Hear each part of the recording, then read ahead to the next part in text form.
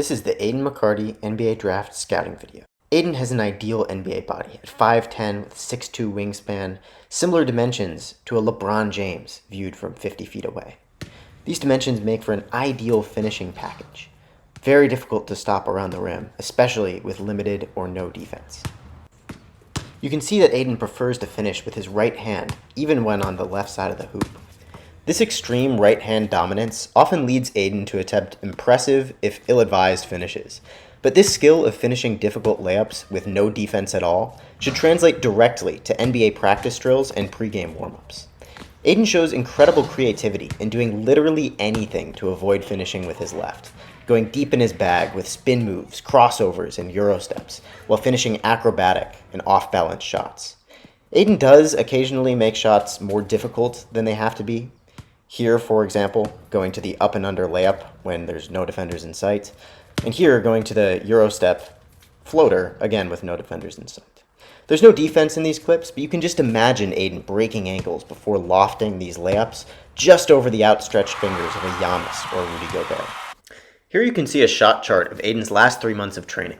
He took less than 10% of his shots inside the paint and still hit 36% from 3 and 59% inside the arc. Aidan is a polished, 3-level scorer who can make shots from anywhere on the court if left wide open. Scouts aren't sure if this level of efficiency can translate to the NBA, so we asked a few for their opinions. I got to be honest with you. Aidan's not really even on our radar. I can't tell you that he's on our big board.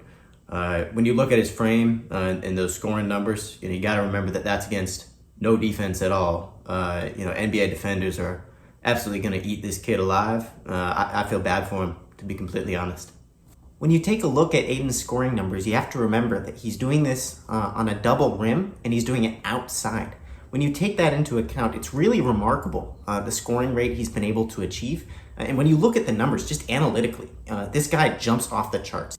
Aidan's the best basketball player I've ever seen. Period. It's that simple. When you look at the tape, you can understand why Aidan is so polarizing. While many of these moves are impressive, they are only defended by the defenders Aidan imagines while shooting to make himself feel like a real basketball player. Would a Kevin Durant or LeBron James be able to alter these pull-ups and make them lower percentage? Probably not. Aidan's quick changes of directions often look out of control, as if he doesn't realize that he's not as athletic as Russell Westbrook. This can make Aidan injury-prone as he flails around trying to do things that a 5'10 white boy has no business doing. His last major injury was from a collision in his family's annual Thanksgiving showdown, where he led his team to victory shooting 25% from the field and 10% from downtown. Aidan has assured NBA teams that his health is dramatically improved as he's taking care of his body by playing just a few times a week. Watching Aidan's tape, it often feels like his game is highly optimized for the 1-on-0 world of COVID-era basketball. He falls in love with these mid-range pull-up, tough, fading jumpers, even when there's no defenders in front of him to prevent a straight drive to the rim. Aidan does have a nice quick-release game for a mediocre athlete like himself, showing off his dollar bill hops on these looks. In some clips, it even looks like he thinks he's Steph Curry, just much less athletic and coordinated and cool. He never passes, even to wide-open strangers off to the side of the court, and he needs to learn to first have and then find open teammates. Aidan's defense is also questionable, though in a small sample size. There's no clips in the film we have, but scouts have said he's completely incapable of stopping his 53-year-old dad in the post, getting bullied under the rim into fadeaway after fadeaway after fadeaway, but Aidan's mentally tough, so it doesn't bother him. By far the biggest question mark surrounding Aidan is his rate of improvement. He dropped out of college to maintain his draft eligibility, but proceeded to go undrafted in 2016, 2017, 2018, and 2019. Despite these setbacks, Aidan remains optimistic, undeterred in his belief that he will be the '1 pick in 2020. The problem is that Aidan often looks no more bouncy than he did even a year ago. Here's a 23-year-old Aidan demolishing a 9'5" hoop.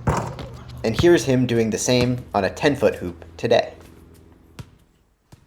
So what can we expect from Aidan in the league, wherever he gets drafted?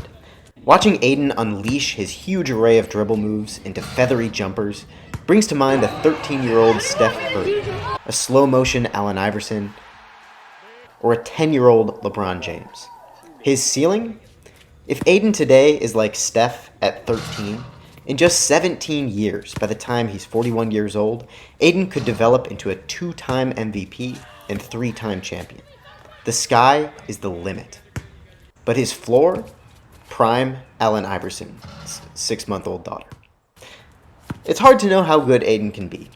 Is he like a young Michael Jordan, but 5'10", skinny, and not very athletic?